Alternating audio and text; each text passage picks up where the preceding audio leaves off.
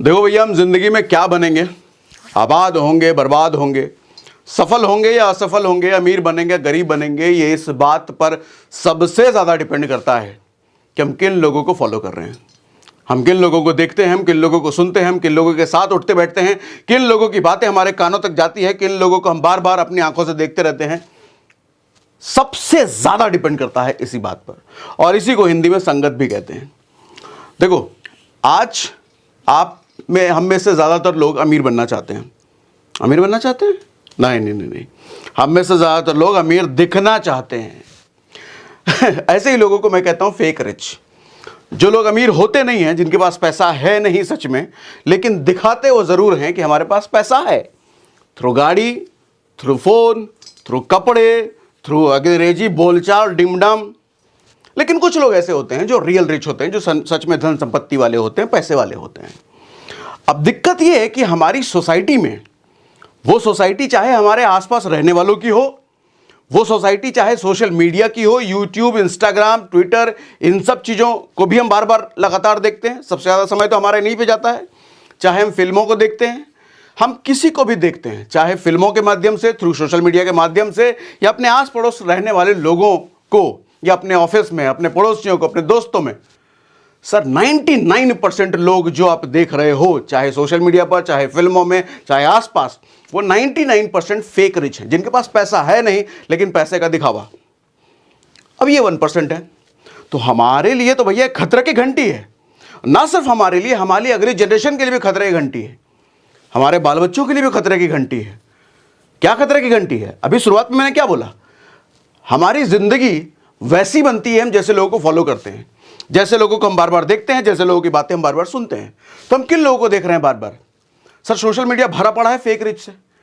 पैसे का दिखावा, गाड़ी का दिखावा, फोन का दिखावा, लग्जरी ब्रांड्स का दिखावा, ट्रैवलिंग, आज हम यहां घूम रहे हैं, आज हम वहां घूम रहे हैं।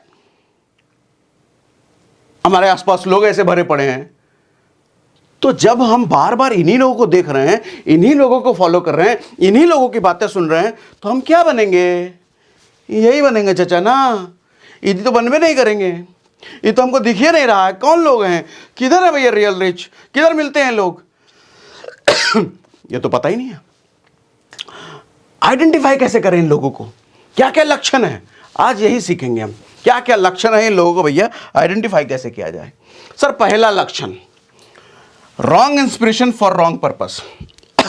ये जो फेक रिच होते हैं, ये गलत लोगों से प्रभावित होते हैं और गलत पर्पस के लिए प्रभावित होते हैं। अब यहां जो हमने फोटो लगाया, किसका है ये? मुन्ना भैया। सर मिर्जापुर में क्या हुआ, गुड्डू भैया किससे इंस्पायर हुए? इन्हीं मुन्ना भैया से। क्यों इंस्पायर हुए? क्योंकि मुन्ना भैया को देखते थे या जहां जाते इनका पूरा भौकाल रहता है।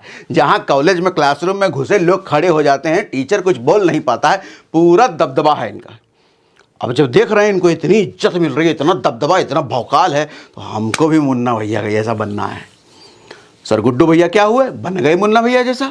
बजाय ये जाने इसका एंड रिजल्ट क्या होगा, बजाय ये जाने इसका नतीजा क्या होगा, बजाय ये जाने कि जिंदगी किस मोड़ पे लेके जाएगी अगर इनके जैसा बन गए, तो हुआ वही गलत। सर सेम वे, हम जब ऐसे लोगों को देखते हैं, फेक रिच लोगों को, और हम उन्हीं के जैसा बनना चाहते हैं, हम एक रेस में शामिल हो जाते हैं, अमीर दिखने के रेस में, तो सर अंत क्या होता है? कर्जा। आएंगे अभी उन चीज़ों पे आएंगे, जरा डिटेल में बताऊंगा कैसे कर्जा होता है। और कर्जे का फिर अंत डिप्रेशन, तनाव, और उस तनाव का फिर अंत पारिवारिक रिश्ते खराब। आप टेंशन में रहोगे, अच्छे से बिहेव नहीं करोगे, सर काम में मन नहीं लगेगा, काम में जब मन नहीं लगेगा काम में तरक्की नहीं होगी, आगे चल के और क्या होगा? बुढ़ापा फिर फ्रस्ट्रेशन में बीतेगा। सर बुढ़ापा खराब, जिंदगी खराब, आखिरी मरने का समय खराब। तो मेरे हिसाब से भैया तो फिर तो ये ड्रग्स का नशा फूकने, सिगरेट, दारू जितना ही खतरनाक है, फेक रिच को फॉलो करना, फेक रिच जैसा बनना, या फिर ये स्टेटस के भाग दौड़ में, अमीर दिखने की दौड़ में लगना, ये उतना ही खतरनाक है, ये उतना ही स्लो पॉइजन का काम कर रहा है। कैसे भी और आएंगे ना, डिटेल में बताता हूं ना। सर एक देखो, ये ऐसी होती है आजकल की हमारी लाइफस्टाइल। फोन दूसरों को दिखा दिए कि यार फोन लेके आईफोन 16 प्रो मैक्स लेके आया हूँ, देख देख देख देख, इसमें ऊपर से बटन दबाते हैं तो कैमरा खुल जाता है। अरे पहले भी था, स्क्रीन पे था, क्या फर्क पड़ गया उससे? नहीं नहीं, ऊपर बटन ज़्यादा, आईफोन 16 प्रो मैक्स है। एक वो आदमी, सर हज़ारों करोड़ों का आदमी, देखो कैसे मोदी जी से मिलने गया, शर्ट पे वो आयरन भी नहीं है, प्रेस भी नहीं है, वो मीडिया में भी आया था, न्यूज़ में भी आया था बात, बिना आयरन के कपड़े के मोदी जी मिलने चले गए। सर ये इनकी बुराई नहीं हुई, इनकी तारीफ बन गई। भैया इतने बड़े आदमी ऐसा शर्ट पहन के चले गए, बहुत हम्बल है, लेकिन बहुत हम्बल है। लेकिन हाँ, हम्बल गया तेल लेने। देखो जो आदमी अमीर सच में होता है ना, उसको अमीर दिखने से कोई मतलब ही नहीं है। लेकिन जो अमीर नहीं होता उसको पल पल ये टेंशन है, क्या क्या, पल पल ये टेंशन है, कहीं कोई गरीब ना समझ ले। अरे कोई हमको गरीब ना समझ ले, गरीब नहीं समझना हमको, अमीर है, अमीर है, अमीर है, पल पल टेंशन है भैया। बाहर निकलते कहीं कोई गरीब ना समझ ले, कहीं कोई गरीब ना समझ ले। इसके लिए पैसा खर्च, महंगा आईफोन, कपड़े, जूता, गाड़ी, घर सब लुटा दो, बैंक खाली, लेकिन दिखावे में कोई कमी नहीं। काहे? कहीं कोई हमको गरीब ना समझ ले। इसको बात की कोई टेंशन है, तुम गरीब, तुम घंटा, हमारा तो बैंक यह भरा हुआ है, तुमको जो समझना समझो, लेकिन समझ गए ना। अभी देखो ये क्या हुआ, ये चाइना में एक इन्फ्लुएंसर, ये किम करदर्शनी, पता नहीं क्या नाम है, इनको सोशल मीडिया से लात मार के बाहर निकाल दिया गया चाइना में। मालूम क्यों? लग्जरी लाइफस्टाइल का शो ऑफ कर रहा था, पता नहीं मेल फीमेल कहाँ पता चलता है इनके नाम से। तो खैर जो भी था, निकाल करके सोशल मीडिया से बाहर कर दिया गया है। चाइना की एक तारीफ करूंगा, रिसेंटली वहाँ पे रूल आ गया है कि अगर कोई इन्फ्लुएंसर, सिर्फ इन्फ्लुएंसर नहीं, सेलिब्रिटीज़, सिनेमा में काम करने वाले लोग भी अगर लग्जरी लाइफस्टाइल का शो ऑफ करते हुए पाए गए तो उनको ब्लॉक कर दिया जा रहा है, उनको बाहर निकाल दिया जा रहा है, उन पर पेनल्टी लगाई जा रही है, उनको बैन किया जा रहा है। मतलब लग्जरी लाइफस्टाइल का कोई शो ऑफ नहीं कर सकते। क्यों भैया? इसका इंपैक्ट बुरा हो रहा है ना, लोग उसकी तरह बनना चाह रहे हैं और उसके चक्कर में क्या कर रहे हैं, क्रेडिट कार्ड, EMI, लोन, जिंदगी खराब हो रही है ऐसे लोगों को फॉलो करके। तो ये चाइना ने बड़ा इनिशिएटिव अच्छा लिया है, मैं तो बड़ी तारीफ करूंगा। हमारे इंडिया में भी होना चाहिए, जो भाड़े पर किराए पर ला करके गाड़ी दिखाते हैं, जो भाड़े पर किराए पर दूसरे का पैसा जाकर के स्विट्जरलैंड घूमेंगे और इंस्टाग्राम पे फोटो डालेंगे, बैन होना चाहिए भैया। ये सब जहर हैं, डिस्ट्रॉयर हैं, हमारी सोसाइटी के डिस्ट्रॉयर हैं। एक गलत होप जाता है उनमें, हालांकि लो होप होना गलत बात नहीं है, लेकिन ये डिस्ट्रक्टिव होप है कि हमको उसके जैसा बनना है। कैसे भैया? उसके जैसा बनने के लिए क्या करें? लाओ क्रेडिट कार्ड, लाओ लोन, मेहनत करके बनो ना, ठीक है भैया। दूसरा, फेक रिच, औकात से बाहर के कार लेंगे भैया। अब समझने वाली बात यह है कि औकात कितनी है और कितने के कार लेनी चाहिए।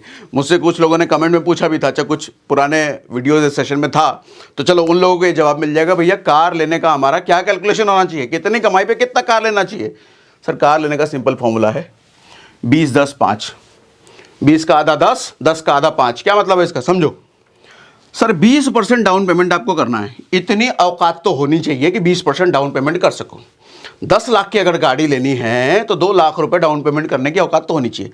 अब आप कहोगे डाउन पेमेंट तो 10% होता है सर, ठीक है, लेकिन 20% करने की औकात होनी चाहिए और 20% ही करो। क्यों? लोन का बर्डन कम होगा ना, पहली चीज तो ये। दूसरा, EMI should not exceed 10% of monthly salary, monthly कमाई का, चाहे सैलरी के जरिए हो, धंधे के जरिए हो, जैसे भी हो, 10% से ज़्यादा EMI नहीं जाने चाहिए। 50 अगर 50,000 कमाते हो तो 5,000 से ज़्यादा EMI नहीं होना चाहिए। 1 लाख कमाते हो तो 10,000 से ज़्यादा EMI नहीं होना चाहिए। और अगर 20,000 कमाते हो तो 2,000 से ज़्यादा EMI नहीं होना चाहिए। अब आप कहोगे 2,000 की EMI में कौन सा गाड़ी आएगा? तो सर्वा तुम्हारी औकात नहीं है गाड़ी लेने की, काहे गाड़ी कर रहे हो तुम? बाइक पे घूमो, ऑटो घूमो, शर्म आ रहा है? पहले इनकम बढ़ाने का काम करो, फिर लेना गाड़ी। नहीं हमको अभी लेना है। चलो आगे, 5 ईयर लोन टेन्योर, 5 साल से ज़्यादा लोन नहीं लेना। हालांकि जो बैठे होंगे ना उधर बैंक में या कार के शोरूम में, अरे सर 7 साल की एलिजिबिलिटी आ रही है आपकी, 7 साल का लीजिए, 5 साल में क्यों चुकाना है आपको? 5 साल में चुकाएंगे, 7 साल में और ज़्यादा इंटरेस्ट देना पड़ेगा ना भैया, और ज़्यादा पैसा पे करना पड़ेगा ना, 5 साल में चुकाओ। और अगर दम है, थोड़ी औकात है तो 4 साल में चुकाओ, 3 साल में चुकाओ, जितनी जल्दी खत्म कर सको करो खत्म। ये रूल है भैया। अब देखो एग्जाम्पल से भी समझा देता हूँ आपको।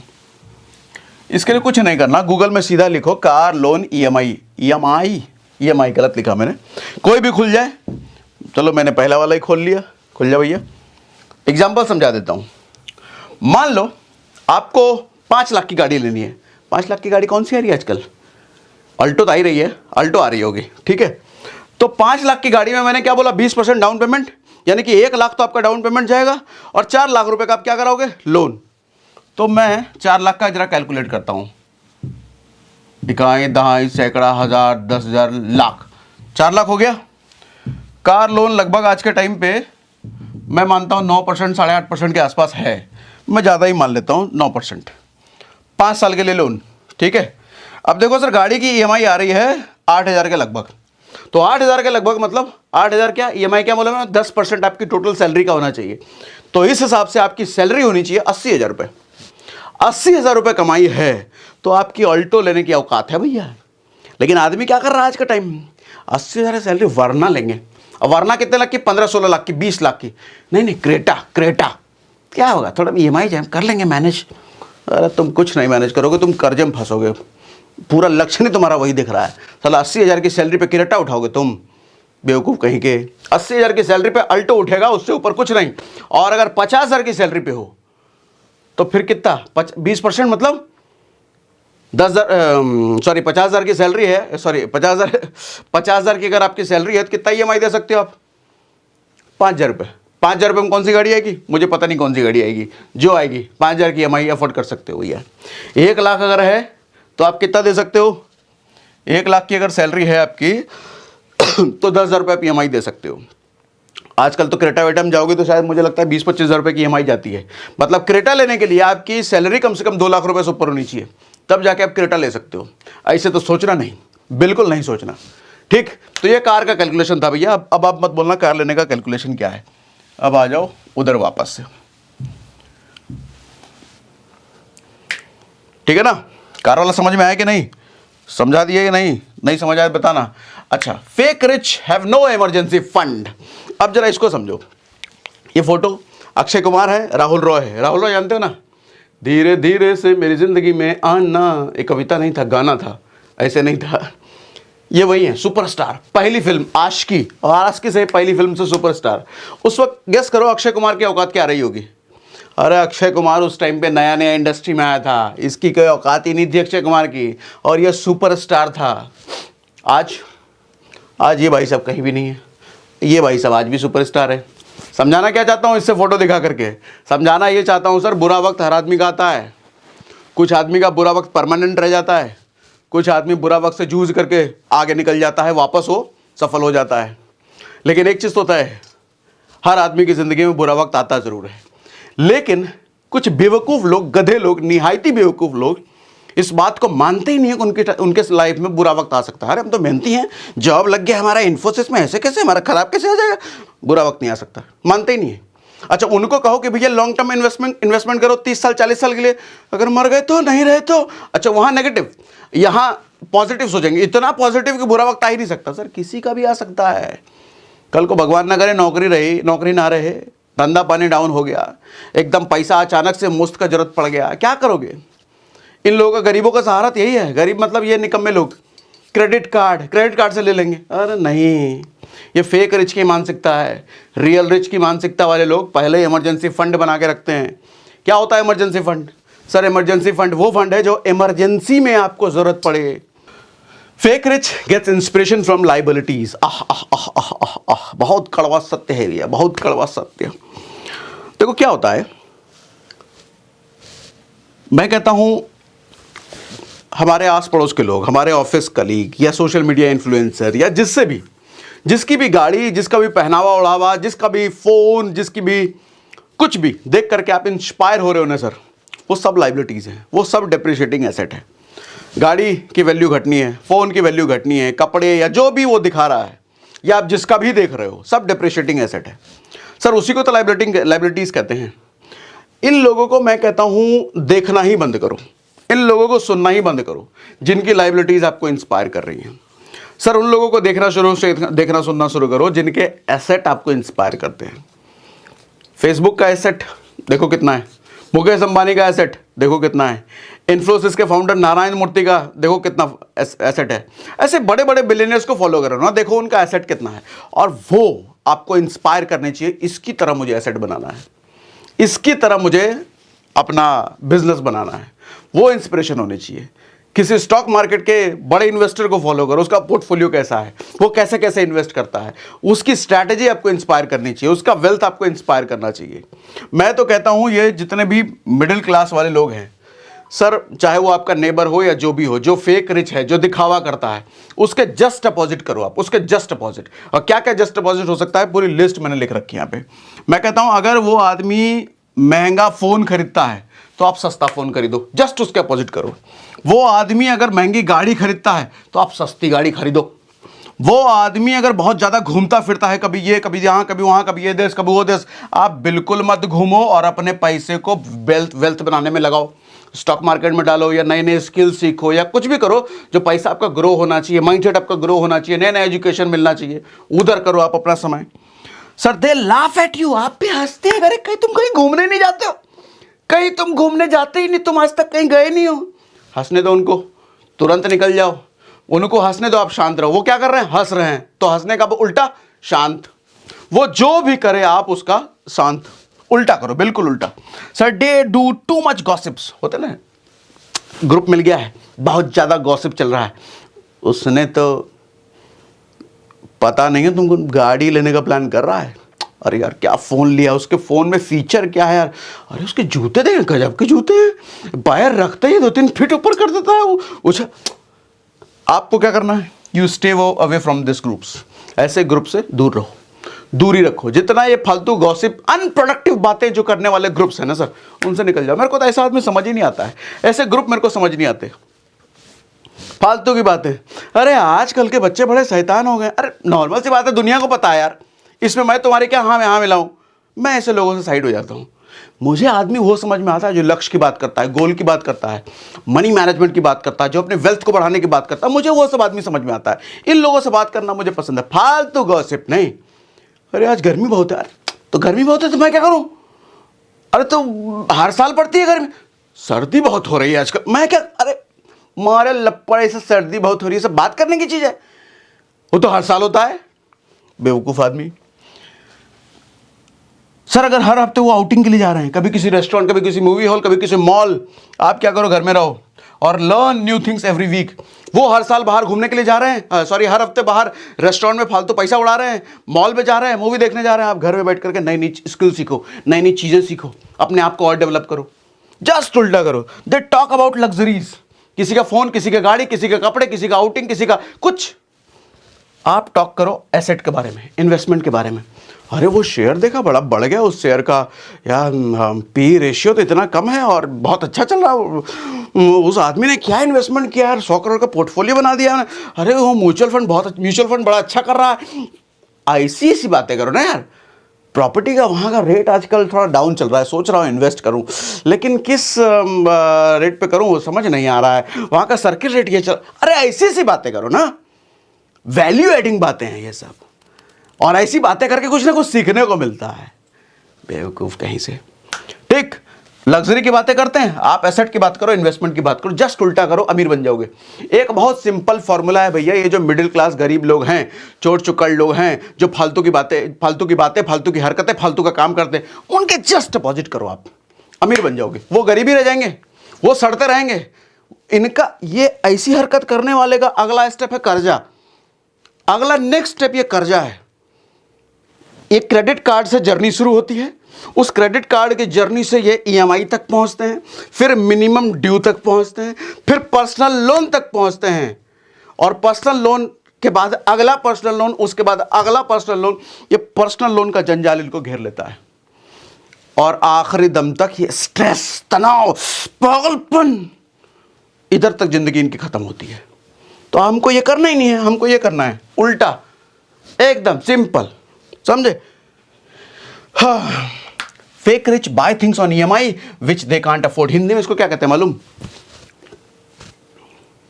ये जो नकली अमीर लोग होते हैं ना, ये चीजों को उधारी पे खरीदते हैं, वो चीजें उधारी पे खरीदते हैं जिन चीजों को इनको कैश में खरीदने की औकात नहीं होती। सर आजकल देखो ना, ज्यादातर बुरा लगेगा, लग रहा है क्या? आप भी उसी में से हो क्या?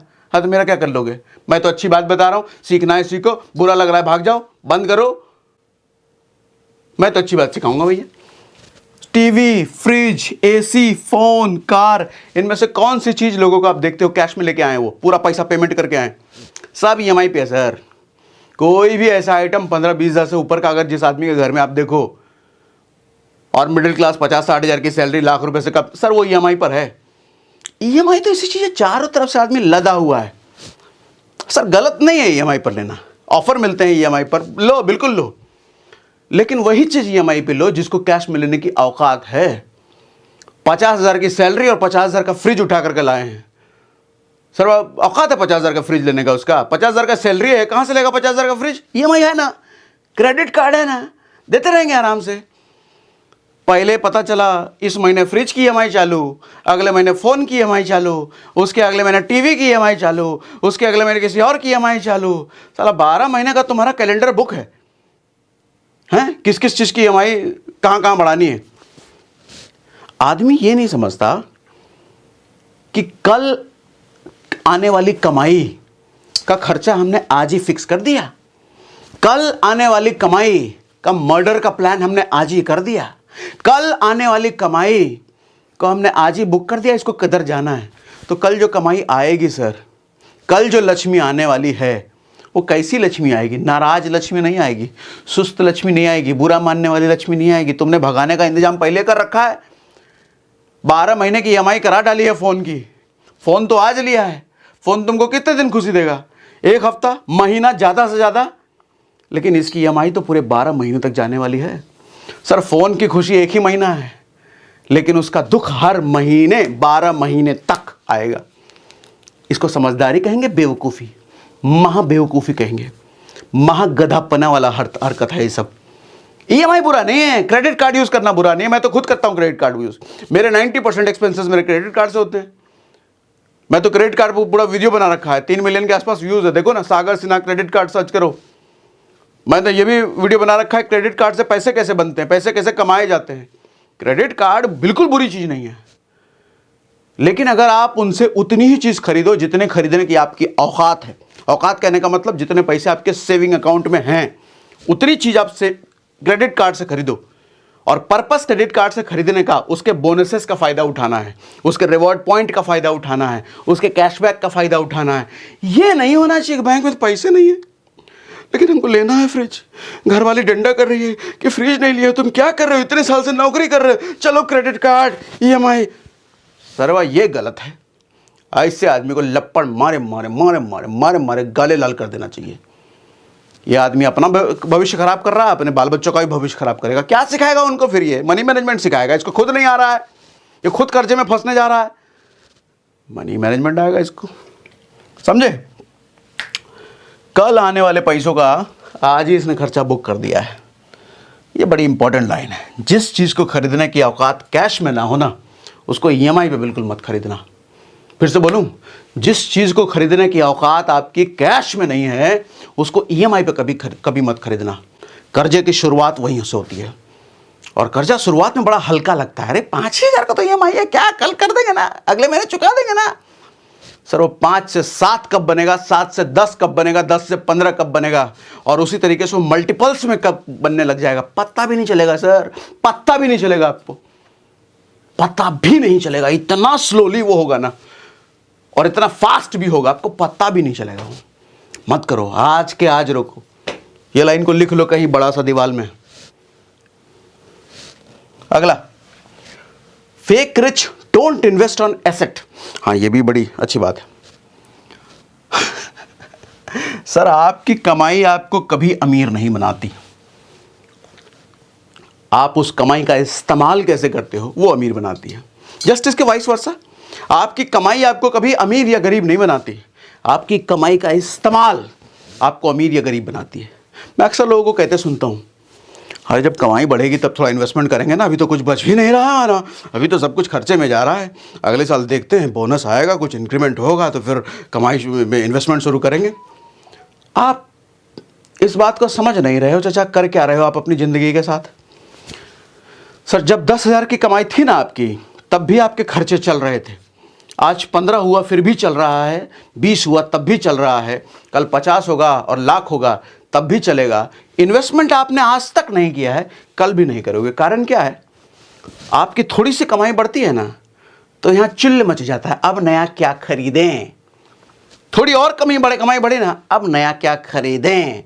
ये चुल्ल आपको मारती रहेगी, और ये चुल्ल ना आदत बन चुकी है आपकी।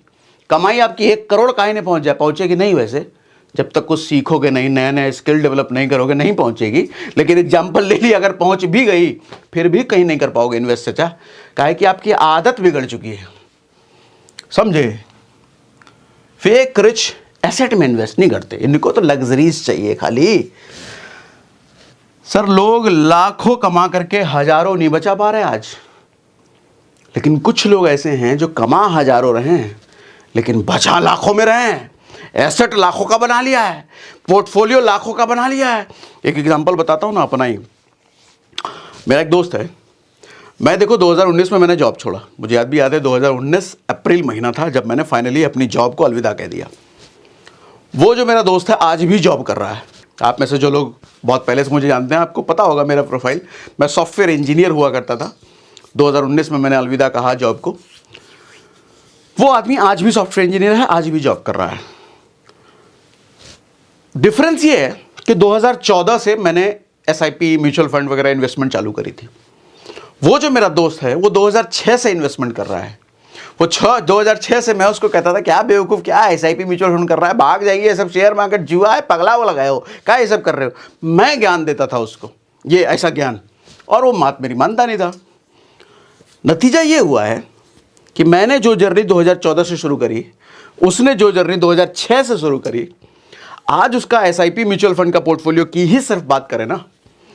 अच्छा एक बात और बता दूं, वो जितना पैसा 2006 से डालना शुरू किया है महीने का, और मैं आज जितना पैसा डाल रहा हूं महीने का, मैं या आज वो भी जितना डाल रहा है आज मैं डाल, मतलब ऐसा समझो कि आज जितने पैसे का एसआईपी वो कर रहा है उससे करीब 10 या 15 गुना मैं एसआईपी कर रहा हूं।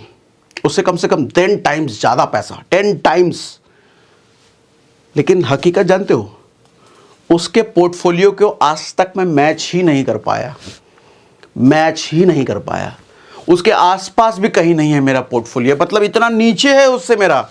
जबकि इन्वेस्टमेंट मैं उससे ज़्यादा कर रहा हूं, वो कहीं कम इन्वेस्टमेंट कर रहा है, लेकिन फिर भी उसका वेल्थ ज़्यादा बड़ा है एसआईपी का, मेरा छोटा है। कारण क्या है?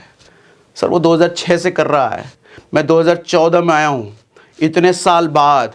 और कंपाउंडिंग आपको पता है लंबे समय का खेल है। कंपाउंडिंग में आपका पैसा बहुत इंपॉर्टेंट नहीं है, समय इंपॉर्टेंट है, कौन कितने लंबे समय से कर रहा है। और ये जो फेक रिच हैं, इनका बढ़ेगा तब करेंगे, अभी तो बढ़ा। अरे भैया छोटे अमाउंट से कर दो, 500 रुपया महीना से कर दो, 1000 रुपये महीना से कर दो। आपको नहीं पता जब 30 साल 40 साल होंगे तो वो कितना बड़ा वेल्थ क्रिएट करके आपको देगा, करोड़ में देगा, करोड़ में। अब फिर यहाँ पे कुछ लोग, आपको क्या पता सर करोड़ की वैल्यू क्या रहेगी, तो लाखों। तो मत करो ना, करके कौन सा तुमको करोड़ों मिलने वाला है, लाखों भी नहीं मिलने वाला है। अरे वो लाख भी तो मिलेगा तो सही, तुम तो उसको भी ना बोल रहे आज ना करके, ठीक है। अच्छा मैं छोटे शहरों से बड़ा सीखता हूं, छोटे शहर और बड़े शहर। आप देखो, जैसे हम ये कह रहे थे ना कि लाखों कमा करके आज शहरों में लोग लाखों कमा रहे हैं लेकिन हज़ारों भी नहीं बच रहा। लेकिन छोटे शहरों में जो लोग रहते हैं वो हज़ारों में कमा रहे हैं लेकिन लाखों का वेल्थ बना रखा है उन्होंने। छोटे शहरों में कमाई कम होती है लेकिन उसकी बचत ज़्यादा है, उनका वेल्थ ज़्यादा बड़ा होता है। बड़े शहरों में देख लो सर, सैलरी इनकी मोटी मोटी है, लाख, 1.5 लाख, 2-2 लाख रुपये महीना कमा रहे हैं लोग, लेकिन वेल्थ के नाम पे घंटा यही है इनके पास। लेकिन लाख रुपये महीना अगर वो छोटे शहर वाला कमाएगा, छोटे शहर वाला 25,000 रुपये महीना कमा रहा है, लेकिन 25,000 रुपये महीना कमाने वाला सर लाखों का वेल्थ बना बैठा है सेविंग कर करके। वो छोटा, वो जब से 5,000 रुपये महीना कमा रहा है ना, तभी से इन्वेस्टमेंट चालू कर रहा है। और इस भाई साहब का 1 लाख रुपये पहुंच चुका है, लेकिन आज तक इन्वेस्टमेंट के नाम पे जी का मतलब गलत ना समझना, घंटा। छोटे शहरों में, छोटे जगह में आदमी मेहनत कर रहा है, लेकिन मेहनत के साथ साथ वहाँ सुकून होता है। और यहाँ भी मेहनत चालू है यहाँ, लेकिन सुकून के नाम पे घंटा। सर इतना आदमी परेशान है, किसी की गाड़ी, किसी का फोन, किसी का कपड़ा, किसी का घर, किसी का विदेश का ट्रिप, किसी का मॉल का घूमना, किसी का शॉपिंग, किसी का लाइफस्टाइल, बहुत बहुत परेशान। छोटे शहरों में ये सब नहीं है तो लिमिटेड है। सर सोच के देखो ना, आपके हमारे बाबूजी और आप और हम जितना कमाते हैं उससे कहीं ज़्यादा हमारे बाबूजी कमाते थे। कहीं, सॉरी उल्टा बोल दिया मैंने, कहीं कम हमारे बाबूजी कमाते थे। लेकिन जितना वेल्थ उन्होंने बना लिया, हम नौकरी में रहते उतना नहीं बना पाए थे। बात सही है? मेरी बात से एग्री कर रहे हो तो मुझे कमेंट बॉक्स में लिख के बताओ। बिल्कुल सही कह रहे हैं सर, बिल्कुल सही कह रहे हैं, यही होता है और यही हो भी रहा है। लेकिन हमको क्या करना, हमको उनकी बात ही नहीं माननी है। अरे हमारे बाबूजी कम पढ़े लिखे हैं, तुमको क्या पता, वो उनकी सलाह लेंगे तो हम बर्बाद हो जाएंगे। तुमसे ज़्यादा समझदार है। अभी आ रहा है पॉइंट, ये भी लिखा है मैंने, आता हूँ इस पर भी, ठीक है। शॉर्ट टर्म थिंकिंग है सर हमारी, fake rich, short term thinking. वो दूर का सोच ही नहीं सकता। 30 साल तक इन्वेस्टमेंट लगातार करना, 30 साल बचेंगे क्या? नहीं बचोगे, पक्का नहीं बचोगे। ऐसे आदमी को मैं कहता हूं थोड़ा पंडित जी से मुहूर्त निकलवाओ, अच्छा मुहूर्त देखो और अच्छा मुहूर्त देख करके ट्रक के नीचे आ जाओ, बहुत बढ़िया रहेगा। यही प्लानिंग है सटीक। 30 साल जीना ही नहीं है, आज निकलो ना, काहे को और ज्यादा पैसा खराब करना। निकलो निकलो भैया, मुहूर्त निकालो, बढ़िया ट्रक के नीचे जिसका मोटा टायर हो, खेल खत्म कर लो, ठीक है। मजाक कर रहा हूँ, ये सच में ना कर लेना। लेट स्टार्टिंग इन्वेस्टमेंट, जो भी स्टोरी मैंने बताया मेरा और मेरे मित्र का, बड़ा फर्क पड़ता है भैया। छोटा इन्वेस्टमेंट ही करो लेकिन आज से करो, ठीक है। Fake rich never taste the real show off. Real show off, सरवा इन लोगों को रियल शो ऑफ का भी पता ही नहीं। रियल शो ऑफ होता क्या है? क्या होता है रियल शो ऑफ? मालूम? अमीरों का शो ऑफ। मैं कहता हूं फेक रिच का कॉन्फिडेंस आईफोन से बनता है, फेक रिच का कॉन्फिडेंस आईफोन से बनता है, लेकिन रियल रिच का कॉन्फिडेंस उसके बैंक बैलेंस से बनता है। शायरी हो गई क्या? नहीं नहीं, शायरी नहीं बना। बना क्या? बताना जरा। खैर जो भी बना ना बना, हमको क्या मतलब, लेकिन बात तो सही है ना। ये जितने भी दिखाए वाले हैं, अगर आईफोन आ गया, वो भी 16 प्रो मैक्स बड़का वाला, 1.5-2 लाख वाला, इनका कॉन्फिडेंस 7वें आसमान पर। लेकिन जो सच में रिच मानसिकता वाला है, उसका बैंक बैलेंस कॉन्फिडेंस बढ़ाता है। अरे साला 50 लाख, 1 करोड़, 2 करोड़ बैंक में पड़े हैं, हाथ में भले नोकिया 1100 है, 1000 रुपये का फोन है, लेकिन बैंक में 1 करोड़ पड़ा है। वो कॉन्फिडेंस जो देता है ना सर, दुनिया का महंगा से महंगा आईफोन नहीं दे सकता आपको। दुनिया की महंगी से महंगी गाड़ी आपके दरवाजे पे खड़ी है, वो कॉन्फिडेंस नहीं दे सकती जब करोड़ या करोड़ों रुपए आपके बैंक में पड़े हैं, या उतने का एसेट है आपके पास। जब करोड़ों अरबों की आपकी प्रॉपर्टी एसेट बना रखा है, वो कॉन्फिडेंस कोई गाड़ी नहीं दे सकता, कोई गाड़ी नहीं दे सकता। लेकिन दिक्कत ये फील करना पड़े, फील करने वाली चीज़ है ना। लोग फील कब करेंगे इसको? जब उनके पास होगा, और ये पहुंचने से पहले वो अपना पैसा बर्बाद कर देते हैं। पता चला एसआईपी में इन्वेस्ट कर रहे थे, एसआईपी में इन्वेस्ट करते करते अरे सरवा 2.5 लाख रुपया हो गया मेरा, तो अब चुलबुली मची है, चुलबुली मची है। पिछले 3 साल में 2.5 लाख हो गया है। सागर सर जैसा आदमी ने बोला है 40 साल रखना, 40 साल लगे 2.5 लाख हो गया है, कहीं घट न जाए। गाड़ी लेने का प्लान था, सागर सर बोले 20%, तो काहे ना डाउन पेमेंट इसी 2.5 लाख से निकाल लेते। 2.5 लाख निकालो और गाड़ी ले लो। ले कर दिए चौपट, कर दिए चौपट। पैसा देखते ही चुल मचने लग, खुल खुल आदमी उबलने लग जाता। पानी कैसे उबलता करके, ऐसा आदमी उबलने लग जाता है। ये गरीब मानसिकता वाले आदमी की बात कर रहा हूँ। ऐसा आदमी उबलने लग जाता, पैसा आए तो कहाँ खर्च करूँ, कहाँ खर्च करूँ। करना है शो ऑफ तो प्रॉपर्टी का करो, घर बनाओ। घर का मतलब फ्लैट की बात नहीं कर रहा, घर बनाओ, 3 तल्ला घर बनाओ, बड़ा सा घर बनाओ, भौकाली घर बनाओ। आदमी, घर ऐसा होना चाहिए कि आदमी जले। मैंने लिखा है पॉइंट, घर ऐसा हो कि लोग जले। घर आपने बना लिया और आपके आस पड़ोस वाले लोग जल ही नहीं रहे, तो 2 कौड़ी का घर बनाया, फिर कोई काम का घर नहीं है वो। घर ऐसा होना चाहिए लोग जलें। घर बनाने का क्या पर्पस है? लोग जलें। मेरे से अगर कोई पूछे कि भैया बढ़िया घर बनाने का पर्पस क्या होना चाहिए? लोग जलें, यही पर्पस होना चाहिए। और इसमें बड़ी संतुष्टि होती है। कहते हैं ना, सक्सेस इज बेस्ट रिवेंज। अभी हमने गांव में घर बनाया, अच्छा सा घर बनाया, बढ़िया सा घर बनाया, तो नतीजा मालूम क्या हुआ है इसका? अब गांव में क्या माहौल होता है? हर परिवार कोई ना कोई ऐसा होता है जो गांव में बड़ा चौड़ में होता है, जो अमीर एकदम परिवार होता है, और बहुत सारे परिवार ऐसे होते हैं जो गरीब तबके के होते हैं। मैं उनमें से, हमारा परिवार उनमें से जो गरीब तबके का शुरू से रहा है। तो जाहिर सी बात है बहुत सारे ऐसे परिवार थे, अभी भी हैं, जो एकदम, अब जब से घर बना है ना, जो लोग एकदम ऐसे करके देखते थे, अब वो लोग घर आते हैं प्यार मोहब्बत से, अरे बहुत बड़े घर में, बहुत बढ़िया घर में, बहुत मेहनत की, हम देखे तुम्हारा मेहनत, बहुत मेहनत की, शाबाश बेटा, बहुत आगे बढ़ो। ये हरकत होने लग गई। सर कल तो तुम पूछ नहीं रहे थे, ढंग से बात नहीं कर रहे थे, आज शाबाश बेटा कर रहा है। समझ में तो सब आता है ना, बोलते थोड़ी है बात, समझ में आता है। अरे तुम, पता है हमको तुम्हारे मन में क्या चल रहा है। घर ऐसा बनाओ कि लोग चले, और अगर लोग नहीं जल रहे हैं तो घर बनाए नहीं, तोड़ो उसको, फिर बनाओ, बढ़िया से बनाओ, ढंग से बनाओ। क्या फालतू की बात सिखा रहा हूं मैं, फालतू की बात है क्या ये? आप बताओ सही बात बोल रहा हूं कि नहीं, ऐसा होना चाहिए कि नहीं? कमेंट बॉक्स में लिख के बताइए, घर ऐसा होना चाहिए कि नहीं? आप मुझे लिख के बताओ कि घर ऐसा होना चाहिए कि लोग जलें, लिख के बताइए, तब मुझे समझ में आएगा हाँ मैंने सही बात बोला। और गांव देहात में अगर अपना घर है तो वहां तो एकदम तगड़ा, शहर में आप EMI पे रहो, सॉरी किराए पे रहो, गांव में तगड़ा घर होना चाहिए। मजा, बहुत मजा आता है, बहुत मजा आता है, सच बोलते हैं।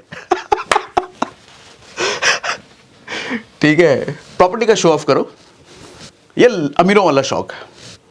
यहाँ भी घर बना लिए, वहाँ भी घर बना लिए, वहाँ बिल्डिंग बना लिए, वहाँ प्लॉट ले लिए, वहाँ ऑफिस खरीद लिए, 4 गो अपना ऑफिस है, 4 गो उधर अपना प्लॉट है, 4 गो अपना घर बना, उधर घर बना के किराए पे लगा दिए हैं, उधर एक अपार्टमेंट बन रहा है उसको भी किराए पे चढ़ना है, अरे वहाँ भी एक प्लॉट ले लिए हैं, बड़ा सा प्लॉट है, वहाँ 4 अपार्टमेंट लगाना है, रेंट पे लगाना है। वो उसको जो बना रहे हैं ना, वहाँ पे उसका 2 फ्लैट उसको बेच देंगे, बाकी 1 फ्लैट अपने भविष्य के लिए रख लेंगे। ऐसे बात करने में बहुत मजा आता है, सच बता रहा हूँ। ये सब चीज़ें जब आपके साथ होने लग जाए ना, बहुत मजा आता है ऐसी बात करने में। ये शो ऑफ करना अच्छा भी है, बढ़िया है, ये रईसों का शो ऑफ है, ये करो ना। नहीं ये 16 प्रो मैक्स, अरे 2 कौड़ी के आदमी 16 प्रो मैक्स ले आए और दिखा रहा है, ये 2 कौड़ी के लोग हैं लोग। मैं नहीं रखता 2 कौड़ी का फ़ोन 16 प्रो मैक्स, मेरे पास तो सैमसंग है, हाँ उसी के बराबर के प्राइस का है, लेकिन अपने को दिखाने उखाने से मतलब नहीं है। क्या करेंगे दिखा करके? कोई मेरे को गरीब समझ रहा है समझ ले, कोई मेरे को अमीर समझ रहा है समझ ले, तेरे को जो समझना है समझ ले, तेरे दिमाग का टेंशन है। मैं तो अपना काम करूंगा भाई, मेरा जो काम है उसमें लगा पड़ा हूँ। तू सोच ना मेरे को गरीब या अमीर या बेकार या अच्छा, तेरा टेंशन, मैं काय को लूँ। लेकिन यहाँ फेक रिच मानसिकता वाले लोग परेशान हैं, कोई हमको गरीब ना समझ ले, कोई गलती, अरे गरीब लग रहा है, नहीं गरीब नहीं, अमीर है, देखो कोट पहने हम, अमीर हैं, अमीर, अपनी बात कर रहे हैं हम, अमीर हैं। बेवकूफ़, तुम गरीब हो और ढक्कन अलग से हो, और गधे हो, निकम्मे, और बर्बाद करोगे अपने आने वाली जनरेशन को अलग से। बहुत लंबा बात बोल गया आज, चलो ठीक है। 8वां, fake rich gets impatient if invested anywhere. अभी जैसे मैंने बोला ना, SIP करवाया, 2.5 लाख रुपए तोड़ दिए। सर फेक रिच आदमी का अगर कहीं दबाव में आकर के मेरे जैसा आदमी का वीडियो देख लिया, ठीक है SIP इन्वेस्ट कर दिया, FD कर दिया, इमरजेंसी फंड में डालने लग गया, वो रोज़ चेक करेगा कितना बढ़ा, अरे आज घट गया है, आज तो स्टॉक डाउन है, मेरा म्यूचुअल फंड घट गया है, क्या करें? 4 लोगों को फ़ोन लगाएगा, क्या करें? 4 लोगों का वीडियो देखेगा, क्या करें? अरे एक ही दिन हुआ है अभी, अच्छा छोड़ना है क्या? लंबा छोड़ना है क्या? ठीक है लंबा छोड़ देते हैं, 1 हफ्ता तक नहीं देगा, 1 हफ्ता बाद फिर खोलेगा, हाँ आज ठीक चल रहा है, अब तो ठीक चल रहा है, पॉजिटिव में है, बढ़ा है, मेरा पैसा बढ़ा है। अगले दिन फिर खोला, अरे आज मेरा घट गया, क्या करें? घट गया, निकाल ले क्या? अरे तुम, ये हरकत नहीं करने का है। जब बोले हैं 30 साल के लिए डालना है तो 30 साल के लिए डाल के भूलो ना उसको। इम्पेशेंट, पैसा डाले हैं तो रोज देखना है, रोज देखना है, रोज देखना है। अगला, नेक्स्ट कहाँ गया? अच्छा हो गया क्या? हाँ चलो इतना ही है, समरी दे देता हूँ। समरी ये है भैया, उन लोगों से इंस्पिरेशन लो जो रियल रिच है, फेक रिच लोगों से इंस्पिरेशन मत लो। Sir never follow who looks rich, जो अमीर दिखते हैं और अमीर हैं नहीं, आपको रियलिटी पता है, उन लोगों को कभी फॉलो मत करो, चाहे वो कुछ भी दिखाए। इंस्टाग्राम पे कितना ही बड़ा बड़ा मिलियन फॉलोवर लेकर के बैठा हो, मत फॉलो करो उनको, अनफॉलो करो, ब्लॉक करो। Do just opposite of fake rich. जो लोग फेक रिच करते हैं उसके जस्ट अपोजिट करो, जैसे कि लंबी लिस्ट मैंने आपको दी थी। Sir be patient when you invest and invest for long term. जब भी इन्वेस्ट करो पेशेंट रखो, पेशेंस रहो, पेशेंट मतलब वो मरीज ना बन जाओ, सब्र रखो, ठीक है। शौक से पहले औकात बनाओ। अच्छा ये पॉइंट साइड मिस कर गया मैं, अच्छा किसी और सेशन में कर दूंगा। शौक से पहले औकात बनाओ, मतलब कुछ लोग होते हैं ना, शौक है भैया, शौक भी तो पूरे कर रहे हैं। मैं कहता हूं शौक से पहले औकात बनाओ, और अगर औकात से पहले शौक बनाने जाओगे तो कर्जों में डूबोगे। यहीं से कर्जे की शुरुआत होती है। जो आदमी कहता है ना औकात भले ही नहीं है लेकिन शौक पूरे करने हैं, कर्जे में जाओगे बेटा तुम। तो शौक से पहले औकात बनाओ। पेरेंट्स एडवाइस को मानो भैया, अपने गार्जियन के, पेरेंट्स के एडवाइस को मानो। मनी मैनेजमेंट हमसे कहीं ज़्यादा स्मार्ट है। भले वो अनपढ़ हो, भले ज़िंदगी में गांव में रहे हो, लेकिन हमसे कहीं ज़्यादा स्मार्ट है वो मनी मैनेजमेंट में। उनकी बात मानो, उनसे बातें किया करो, अच्छा लगेगा उनको। अगला, build emergency fund. Emergency fund बनाइए बुरे समय के लिए, बहुत ज़रूरी है। तो आज का सेशन आपको कैसा लगा? मज़ा लगा क्या? मज़ा आया क्या? कुछ नया सीखने को मिला? ये मज़ा आ गया, अरे क्या बात बता, ऐसा कुछ हुआ तो लिख के बताइए। आपके कमेंट हम सारे पढ़ते हैं, आपको पता है कि नहीं?